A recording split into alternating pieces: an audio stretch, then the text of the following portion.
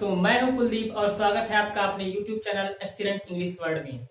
दोस्तों, अभी तक हमने फ्यूचर कॉन्टिन्यूअस तक का अध्ययन किया। आज हम फ्यूचर परफेक्ट टेंस के बारे में पढ़ेंगे। फ्यूचर परफेक्ट टेंस की सबसे पहले हम देखते हैं दोस्तों की पहचान क्या होती है। फ्यूचर परफेक्ट टेंस में हमेशा कोई कार्य का समाप्त हो जाना पाया जाता है। अब चूंकि बात फ्यूचर की हो रही है, इसलिए कोई किसी काम का फ्यूचर में समाप्त हो जाना पाया जाता है। जैसे आपने कहा मैं घर जा चुका होऊंगा, मैं घर जा चुका होऊंगा, ये फ्यूचर की बात है, कार्य का समाप्त होना पाया जा रहा है। तो ये जो हमारा टेंस है, ये फ्यूचर परफेक्ट टेंस का वाक्य है। फ्यूचर टेंस परफेक्ट टेंस के वाक्यों में वाक्य के अंत में चुका होगा, चुकी होगी, चुके होगे शब्द आता है। कभी कभी वाक्य में दो कार्यों का होना पाया जाता है, जिसमें एक कार्य पहले होता है, एक काम बाद में होता है। जैसे तुम्हारे घर पहुंचने के पहले पिताजी अखबार पढ़ चुके होंगे। इस सेंटेंस में दो कार्य हो रहा है और कार्य जो है भविष्य काल में समाप्त हो रहा है। तुम्हारे घर पहुंचने के पहले पिताजी अखबार पढ़ चुके होंगे। तो यहाँ पर जो है दोस्तों दो कार्य हो रहा है। तो ऐसे सेंटेंस में हम एक तो जो कार्य पहले होता है उसमें हम हेल्पिंग वर्ब यानी विल हैव या फिर शैल हैव का यूज करते हैं तथा वर्ब की थर्ड फॉर्म का यूज किया जाता है। और जो काम बाद में समाप्त होता है उसका अनुवाद हम प्रेजेंट इंडेफिनिट टेंस में करते हैं, के रूल के अनुसार करते हैं। तो आइए हम देखते हैं फ्यूचर परफेक्ट टेंस। सबसे पहले आज हम पढ़ेंगे फ्यूचर परफेक्ट टेंस। सबसे पहले हम देखेंगे इसकी पहचान। सबसे पहले हम देखेंगे पहचान। पहचान क्या है हमारी, कि जिन वाक्यों के अंत में चुका होगा, चुकी होगी, चुके होंगे, चुके होंगे आदि शब्द आता है, आदि शब्द आता है तथा वाक्य से पता चलता है कि कोई कार्य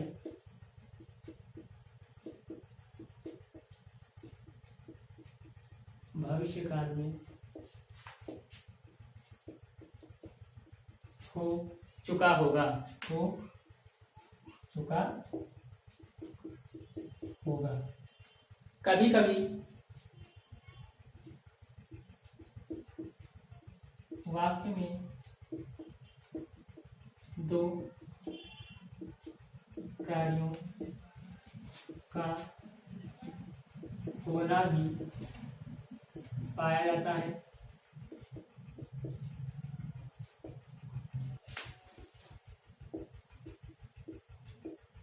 जिसमें एक कार्य पहले व दूसरा बाद में होता है। तो आइए दोस्तों, सबसे पहले हम देखते हैं अनुवाद के नियम। अनुवाद के नियम। अनुवाद के नियम में क्या लिखेंगे, अगर सेंटेंस हमारा अफर्मेटिव का है, अफर्मेटिव सेंटेंस का वाक्य है, सबसे पहले तो हम ये लिखेंगे कि जब वाक्य में एक कार्य हो रहा हो, एक कार्य हो रहा हो। तो यहाँ पर हम देखेंगे अफर्मेटिव सेंटेंस का हमारा जो रूल है वो क्या होगा। अफर्मेटिव में सबसे पहले हम क्या लिखेंगे, सब्जेक्ट प्लस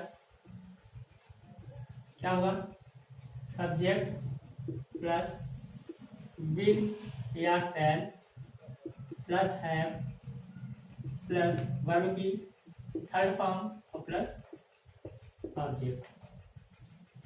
ऐसे ही जो हमारा निगेटिव का रूल होगा, निगेटिव के लिए जो रूल होगा वो क्या होगा, सब्जेक्ट प्लस विल या शैल प्लस नॉट प्लस है प्लस वर्ब की third form plus object. Next है हमारा, अगर हमारा सेंटेंस इंट्रोगेटिव का होता है तो क्या करते हैं हम, यहाँ पर दो तरीके के वाक्य होते हैं। जब वाक्य क्या से प्रारंभ हो, क्या से प्रारंभ हो तो हम क्या करते हैं, जब क्वेश्चन वर्ड बीच में आए तो हम क्या करते हैं, अगर वाक्य क्या से प्रारंभ होता है तो हम हमेशा हेल्पिंग वर्ब को वाक्य में पहले लिखते हैं। तो हम क्या लिखेंगे, विल या शैल प्लस सब्जेक्ट, अगर नॉट शब्द आया है तो not plus have plus verb की third form plus object plus question mark. लेकिन अगर क्वेश्चन वर्ड बीच में आता है तो सबसे पहले लिखते हैं क्वेश्चन वर्ड प्लस विल या shall plus subject not plus have plus verb की थर्ड फॉर्म प्लस ऑब्जेक्ट और प्लस क्वेश्चन मार्क। यानी यहाँ पर हम हेल्पिंग वर्ब के रूप में विल या शैल का यूज करते हैं, साथ में हैव और प्लस वर्ब की थर्ड फॉर्म लगाते हैं, उसके बाद ऑब्जेक्ट। नेगेटिव सेंटेंस में क्या होगा, हम नॉट को जो है विल शैल यानी विल या शैल के बाद नॉट लगाते हैं, तब फिर हम हैव का यूज करते हैं, तब वर्ब की थर्ड फॉर्म आएगी। जब क्वेश्चन वर्ड जब वाक्य क्या से प्रारंभ होगा तो सबसे पहले हम हेल्पिंग वर्ब विल या शैल को लगाएंगे, तब सब्जेक्ट आएगा हमारा, उसके बाद हैव प्लस वर्ब की थर्ड फॉर्म प्लस ऑब्जेक्ट। और नेक्स्ट में हम जब क्वेश्चन वर्ड बीच में आएगा सबसे पहले हम क्वेश्चन वर्ड लिखेंगे, फिर विल या shall plus subject plus have plus verb की थर्ड फॉर्म प्लस ऑब्जेक्ट। आइए एक सेंटेंस करके देखते हैं दोस्तों। जैसे हमारा सेंटेंस है, जैसे हमारा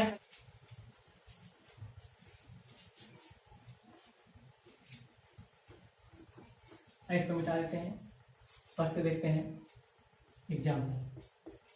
जैसे मैंने कहा,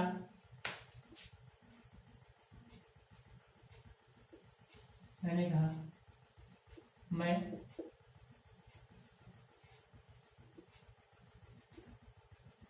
विद्यालय जा चुका हूँगा। ये हमारा सेंटेंस है। एक हम निगेटिव सेंटेंस ही लेते हैं, सूर्य पूरब में नहीं उग चुका होगा। ये सेंटेंस हमारे। आइए करके इसको देखते हैं कि इस तरीके के अनुवाद हम सेंटेंसेस का दोस्तों कैसे करते हैं। तो हमारा जैसे सबसे पहला सेंटेंस है, मैं विद्यालय जा चुका हूँगा। चुका हूँगा शब्द आया, ये हमारा फ्यूचर परफेक्ट टेंस का वाक्य हुआ। इसका अनुवाद हम किस तरीके से करेंगे, सबसे पहले हम सब्जेक्ट क्या है, मैं की इंग्लिश होती है आई के साथ मैंने आपको बताया था विल या शैल में से लगाते हैं शैल, आई शैल प्लस है हो जाएगा, आई शैल है प्लस वर्ब की थर्ड फॉर्म, वर्ब क्या है जाना, अंग्रेजी है gone, I shall have gone to school, I shall have gone to school. Next sentence देखते हैं बच्चों, सूर्य पूरब में नहीं उग चुका होगा, द सन, उसका उसके साथ लगाएंगे विल, और उसके बाद हम नॉट शब्द आया तो नॉट लगा देंगे, the sun will not have risen rise rose risen third form होता है risen in the east, the sun will not have risen in the east. आइए एक इंट्रोगेटिव सेंटेंस करके देखते हैं, एक इंट्रोगेटिव सेंटेंस को भी करके देखते हैं। जैसे मैं इंग्लिश पढ़ा, क्या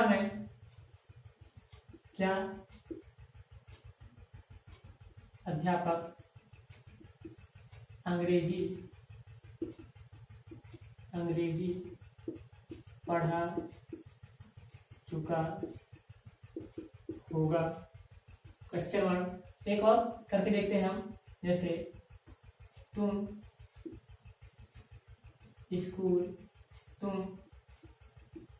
यह पत्र क्यों नहीं लिख चुके होगी। ये हमारे दो सेंटेंसेस है दोस्तों। इंट्रोगेटिव सेंटेंस हमको करना है। जैसे क्या अध्यापक अंग्रेजी पढ़ा चुका होगा, शब्द आया हमारा फ्यूचर परफेक्ट टेंस का वाक्य हुआ। फ्यूचर परफेक्ट टेंस का वाक्य है, इसलिए हम जब वाक्य क्या से प्रारंभ हो ये रूल अप्लाई करेंगे तो क्या सबसे पहले विल या शैल, अध्यापक के अनुसार हम लगाएंगे विल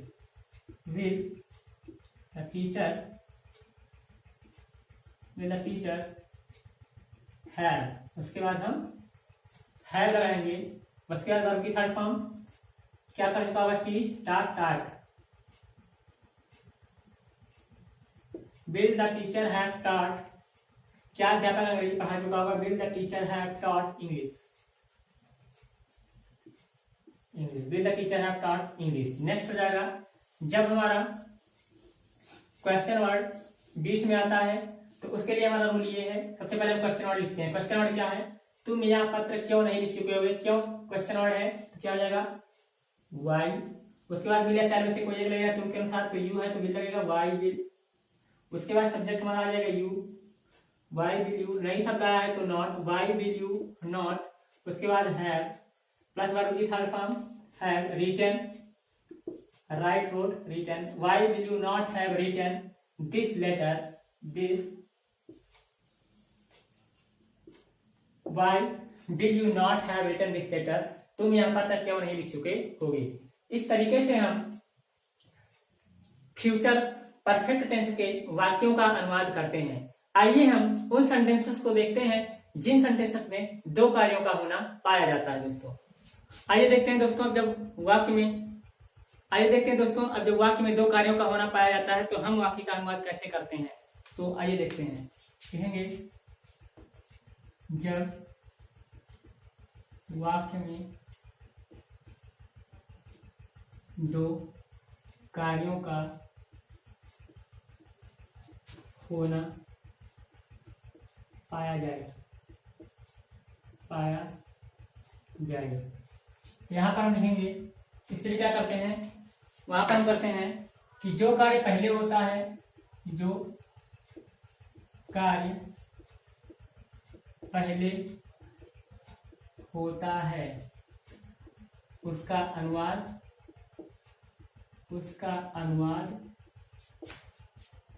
फ्यूचर परफेक्ट अर्थात ब्रैकेट में लिख सकते हैं विल या shall plus have plus verb की थर्ड फॉर्म फ्यूचर परफेक्ट में, तथा जो कार्य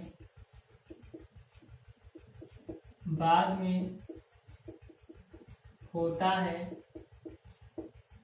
उसका अनुवाद present indefinite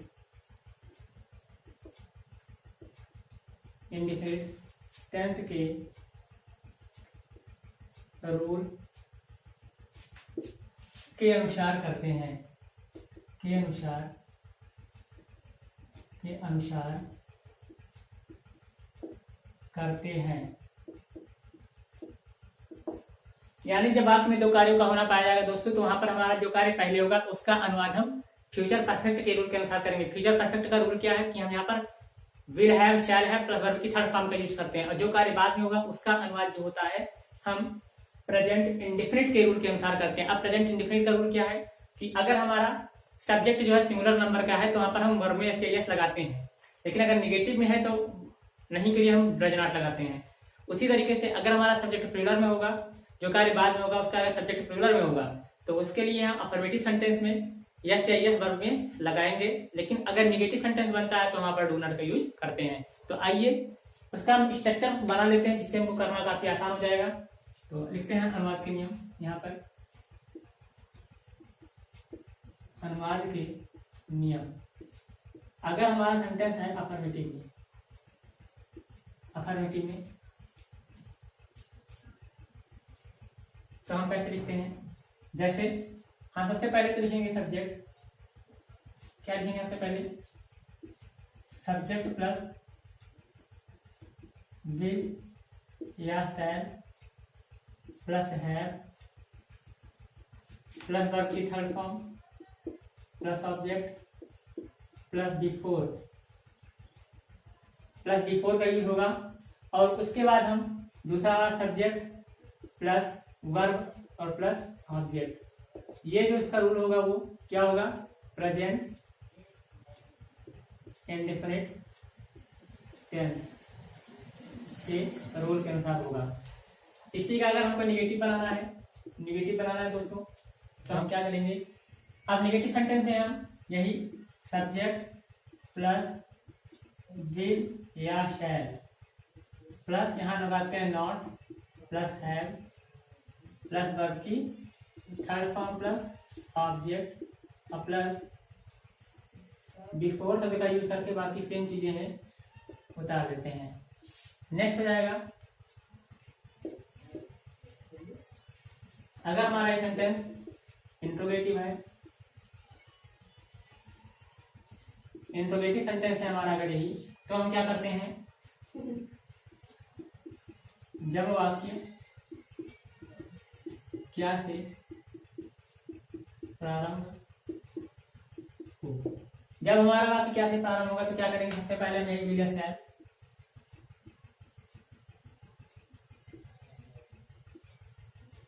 subject not plus have plus verb की थर्ड फॉर्म प्लस ऑब्जेक्ट और प्लस बिफोर, उसके बाद सारा रूल हमारा यही वाला आ जाता है। नेक्स्ट होगा हमारा, जब क्वेश्चन वर्ड बीच में आए तो हम क्या करते हैं, सबसे पहले हमारा क्वेश्चन वर्ड प्लस विल या shall plus subject not plus have plus verb की third form plus object plus before plus और ये क्वेश्चन वर्ड। इस तरीके से हम इसको कर सकते हैं, सब्जेक्ट क्वेश्चन वर्ड विल या shall plus subject not plus have plus verb की थर्ड फॉर्म प्लस ऑब्जेक्ट। जैसे एक सेंटेंस का अनुवाद करके देखते हैं, जैसे हम एक एक्सरसाइज करके देखते हैं, जैसे मेरे घर पहुंचने से पहले पिताजी अखबार पढ़ चुके होंगे। जैसे मैंने यहाँ पर कहा कि मेरे घर पहुंचने से पहले पिताजी अखबार पढ़ चुके होंगे, यहाँ पर दो काम हो रहा है, एक घर पहुंचने का, एक पिताजी के अखबार पढ़ने का। काम कौन सा पहले हुआ, पिताजी अखबार पढ़ चुके होंगे, ये काम हमारा पहले हुआ। तो इसका जो अनुवाद है हम किस तरीके से करेंगे, जो काम पहले होता है उसका अनुवाद हम फ्यूचर परफेक्ट में करते हैं। तो पिताजी अखबार पढ़ चुके होंगे, क्या हो जाएगा, father will have read the newspaper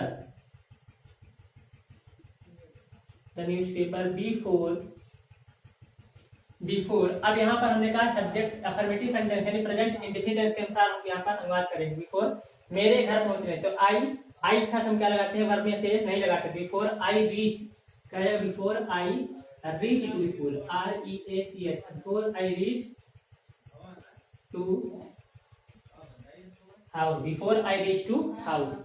इसी तरीके से हमारा नेक्स्ट सेंटेंस है, तरीके से आई एम नेगेटिव बनाते हैं। जो नेगेटिव सेंटेंस होगा, जैसे मैंने कहा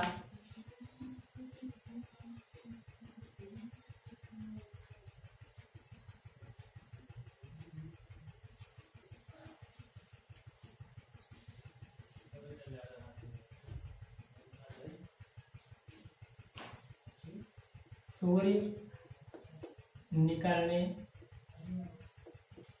से पहले मैं दिल्ली नहीं पहुंच चुका हूँगा।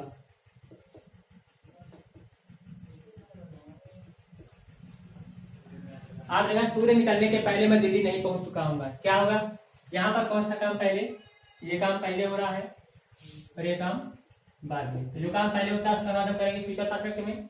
क्या हो जाएगा, मैं दिल्ली नहीं पहुंच चुका हूँ, आई शैल, आई शैल लगाते हैं आप शैल, तो I shall not have, I shall not have reach to Delhi before, before सूर्य निकलने के पहले। अब सूर्य का निकलना यानी सिंगुलर नंबर है, वैसे यस नहीं रहेगा, before sun rises, before sun rises. Next है इंट्रोगेटिव सेंटेंस बनाते हैं। क्या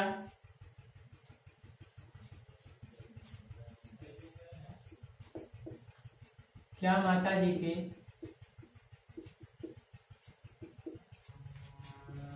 खाना पकाने से पहले मोहित स्नान कर चुका होगा, स्नान कर चुका होगा। यहाँ पे दो काम हुआ, एक तो मोहित के स्नान करने का और एक माता जी के खाना बनाने का। तो क्या माता जी के खाना पकाने से पहले मोहित स्नान कर चुका होगा, तो इसका मतलब करेंगे फ्यूचर इंडेफिनिट में। तो क्या मोहित स्नान कर चुका होगा, तो क्या से वाक्य शुरू हुआ, तो will Mohit, will Mohit have, will Mohit have take a bath, take a bath before mother cooks the food, before mother cooks the food. और ये क्वेश्चन मार्क, मोहित स्नान कर चुका होगा, तो will Mohit have take a bath before mother cooks the food. Next एक sentence बनाते हैं।